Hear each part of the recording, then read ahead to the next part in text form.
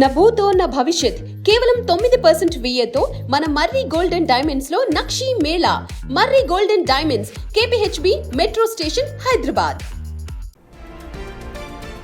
మరోసారి జనసేన పార్టీ రాష్ట్ర కార్యాలయంలో భద్రతా వైఫల్యం బయటపడింది.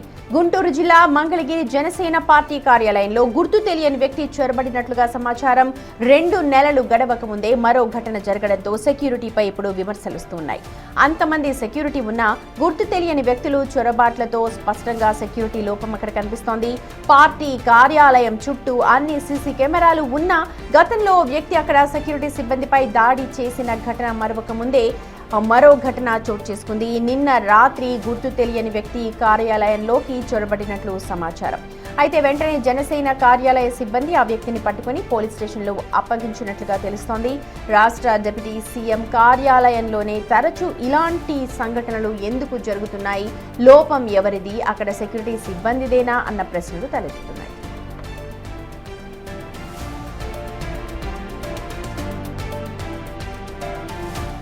పూర్తి వివరాలు మా ప్రతినిధి శివ అందిస్తారు. శివ, భద్రతా లోపం వల్ల ఇలాంటి ఘటనలు జరుగుతూ ఉన్నాయా? నిన్న రాత్రి జరిగిన ఘటనని ఎలా చూస్తున్నారు పోలీసులు? పూర్తిగా అసలు జనసేన నాయకులు ఏం చెప్తున్నారు దీనిపైన? సుమతి, మొత్తం మీద చూసుకుంటే జనసేన కేంద్ర కార్యాలయం సెక్యూరిటీపై కూడా అనుమానాలు వ్యక్తమవుతున్న పరిస్థితి కనిపిస్తోంది. గతంలో ఒకసారి డ్రోన్స్ ఎగరేసిన పరిస్థితి కనిపించింది. ఆ తర్వాత కొంతమంది అగాంతకులు జనసేన కార్యాలయంలోకి వెళ్ళి కార్లను ధ్వంసం, అద్దాలు పగలగొట్టిన సంఘటన గతంలో చూసాం. ఈ 2 ఘటనలు జరిగిన తర్వాత సాక్షాత్తు గుంటూరు రేంజ్ ఐజీ అక్కడ పరిశీలించి క్షేత్రస్థాయిలో బందోబస్తును కూడా పరిశీలించిన పరిస్థితి కనిపించింది. ఆ తర్వాత కార్ల ధ్వంసం జరిగిన సమయంలో కూడా లా అండ్ ఆర్డర్ సంబంధించి, అలాగే ఇంటెలిజెన్స్ సంబంధించిన అధికారులు కూడా క్షేత్రస్థాయిలో జనసేన కేంద్ర కార్యాలయాన్ని పూర్తి స్థాయిలో క్షుణ్ణంగా పరిశీలించి సెక్యూరిటీ భద్రతకు సంబంధించి పలు సూచనలు, హెచ్చరికలు కూడా అప్పుడు జారీ చేసిన పరిస్థితి కనిపించింది.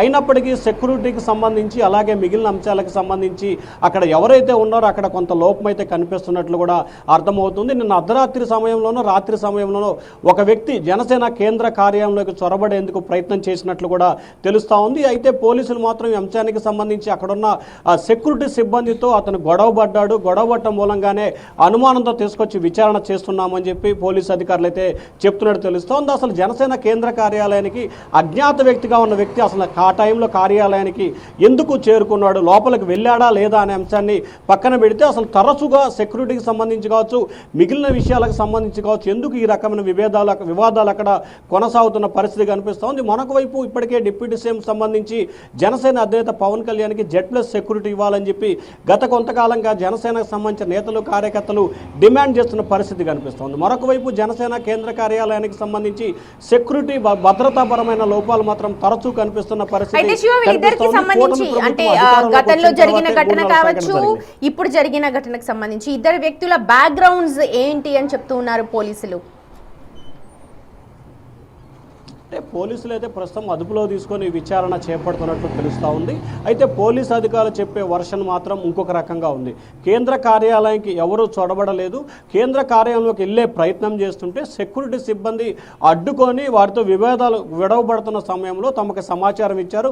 వెంటనే పోలీసు సిబ్బంది వెళ్ళి అక్కడికి వెళ్ళి అదుపులో తీసుకొని విచారిస్తున్నాము, ఎవరు ఏమిటి, ఎక్కడి నుంచి వచ్చారు, ఏమిటి అనే అంశాలకు సంబంధించి లోతుగా దర్యాప్తు చేస్తున్నామని చెప్పి పోలీసు అధికారులు అయితే చెప్తా ఉన్నారు.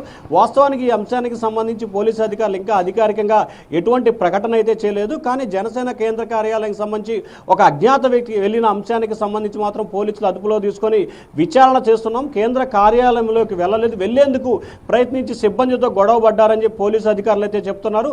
అసలు కార్యాలయంలోకి వెళ్ళాడా, వెళ్ళలేదా, తరచూ ఎందుకు వివాదాలు కొనసాగుతున్నాయి, ఈ రకమైన భద్రతాపరమైన లోపాలు అక్కడే ఎందుకు జరుగుతున్నాయి అనే కోణంలో కూడా పోలీసు అధికారులు లోతుగా దర్యాప్తు అయితే చేస్తున్నట్టు తెలుస్తూ ఉంది. ఎందుకంటే వరుసగా 3 సంఘటనలు జరిగినాయి, 1 కాదు 2 కాదు, 3వ సంఘటన కూడా జరిగింది. ప్రస్తుతం డిప్యూటీ సీఎం పవన్ కళ్యాణ్ ఆయన ప్రస్తుతం హైదరాబాద్లో ఉన్న పరిస్థితి కనిపిస్తోంది. కానీ వరుసగా సంఘటనలు ఎందుకు జరుగుతున్నాయి అనే కోణంలో లోతుగా దర్యాప్తు చేయాల్సిన అవసరం ఉందని చెప్పి జన సైనికులు అయితే డిమాండ్ చేస్తా ఉన్నారు. అయితే శివ, అంటే డిప్యూటీ సీఎం ప్రస్తుతం హైదరాబాద్లో ఉన్నారు, అక్కడ ఉండట్లేదు కాబట్టి ఎక్కువ మంది జనం ఉంటారా? ఎంతమంది సెక్యూరిటీ ఉంటారు? ఆల్రెడీ సీసీ కెమెరాస్ కూడా ఇన్స్టాల్ చేసి ఉంటారు.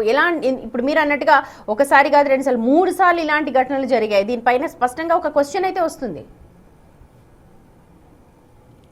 ఖచ్చితంగా సెక్యూరిటీ సిబ్బందికి సంబంధించి కూడా ప్రతి షిఫ్ట్లో 15 నుంచి 20 మంది బయట కావచ్చు, లేకపోతే ఎంట్రన్స్లో కావచ్చు, సెక్యూరిటీకి సంబంధించి కావచ్చు ఎక్కువ మంది ఉంటారు.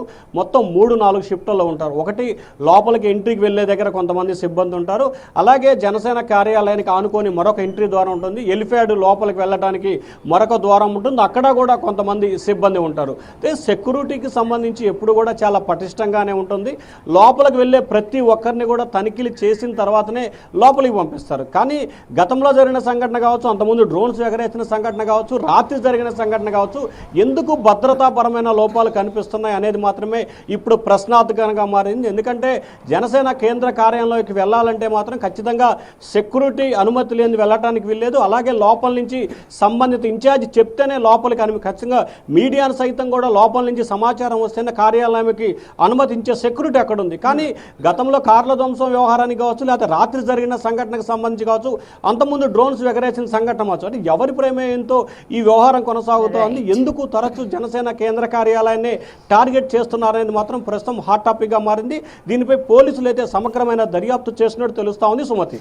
Right Shiva, thank you.